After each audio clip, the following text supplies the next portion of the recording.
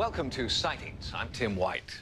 When Captain Thomas Mantell's P-51 fighter plane dropped out of the sky on the 7th of January, 1948, it created a UFO controversy that remains unsolved to this day. Did Mantell die at the hands of an alien astronaut, or was he, as the Air Force contends, mistakenly chasing the planet Venus or a weather balloon? Well, now, for the first time in nearly a half-century, key players in the Mantell mystery are about to talk.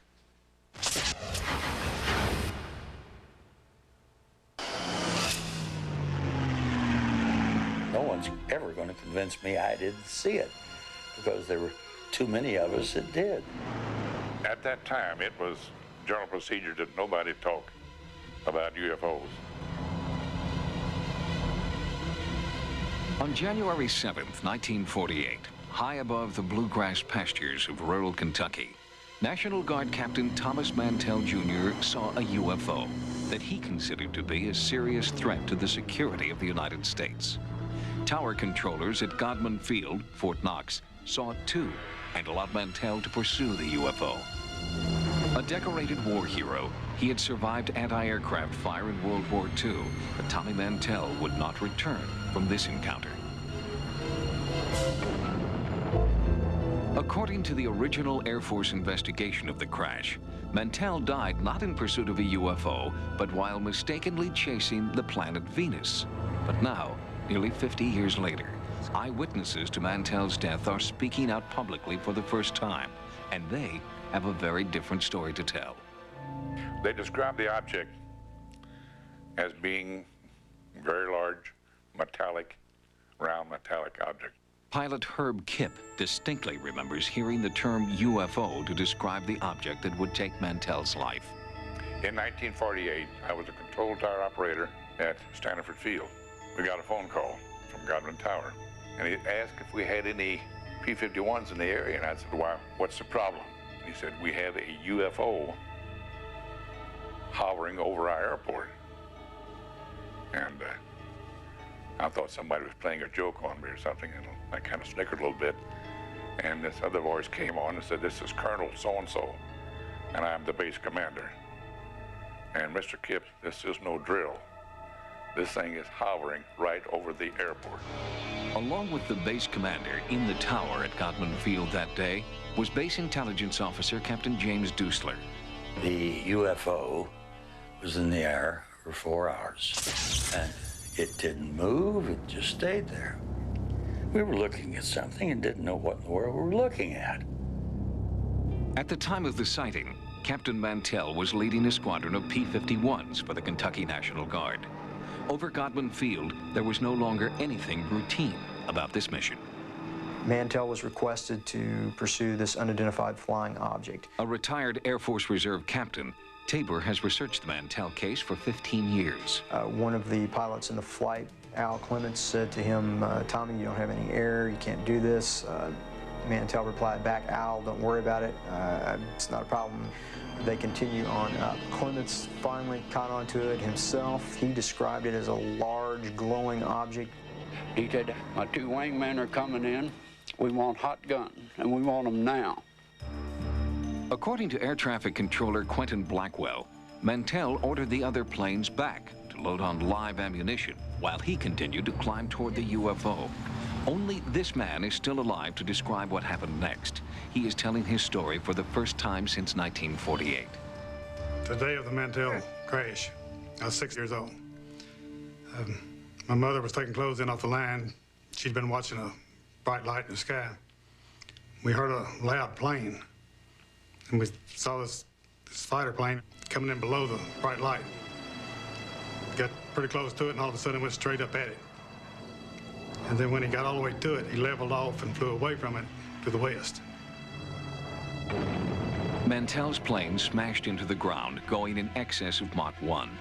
Captain Dusler was among the first investigators on the scene. As a seasoned intelligence officer, Dusler had been at many crash sites before, but this one was extraordinary and deeply disturbing. There wasn't a drop of blood anyplace.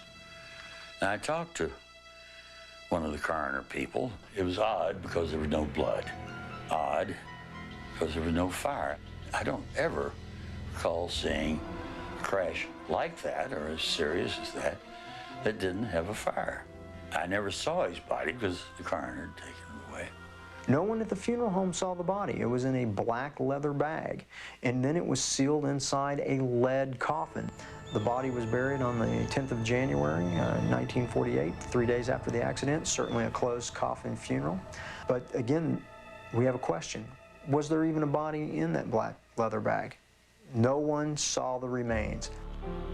Despite official denials, there is ample evidence that the Air Force sent a special UFO investigative team from Wright-Patterson Air Force Base in Ohio to the Mantell crash site.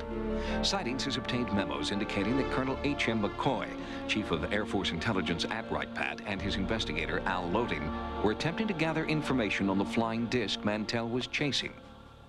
One memo contains a transcription of Loading's request for information about Captain Dusler. He was the only man assigned to, as he called it, Saucer Project. He had file case after file case after file case filled with reports. One of the keys to solving this case comes from finding out more information about the Air Force intelligence team that was sent to investigate this incident. Who is Mr./Dr. Loading? One of the intriguing operatives in the early Project Sign, which had to do with UFO investigations, was a civilian engineer employed at Wright-Patterson named Alfred Ludding. Alfred Ludding was originally part of T3 engineering design, but he was assigned very early in the game, in July of 1947, to work on flying discs for the intelligence group. Michael Swords is a natural sciences professor at Western Michigan University and is the editor of the highly regarded Journal of UFO Studies. He has uncovered an intriguing link between Wright-Patterson, the mysterious Mr. Loading, and real-life flying saucers. Al Ludding, for reasons that we don't know, early in July of 1947, designed a flying disc-shaped craft, which, although he was not allowed to patent it at that time, ultimately got a patent for in the early 1950s. In 1952, Alfred C. Loading was granted a U.S. patent for this low aspect ratio aircraft design. The craft's flying saucer shape raises many intriguing questions. Was Loading's design a flight of fancy? Or was he inspired by something he had actually seen during his tenure in Air Force intelligence? If we can answer these questions, if we can find out their background, then we can have a little bit more information that could answer as to whether this was an extraterrestrial vehicle. But the solution to the Mantell mystery is unlikely to come from the one source that probably knows the truth. The Air Force explanation that Mantell died from anoxia, lack of oxygen, while chasing Venus, is contradicted even in their earlier report, recently obtained by Sightings. In this memo, written just after the crash and dated a decade earlier than the official report, Venus is ruled out as the UFO Mantell died for in the sky above his Kentucky home.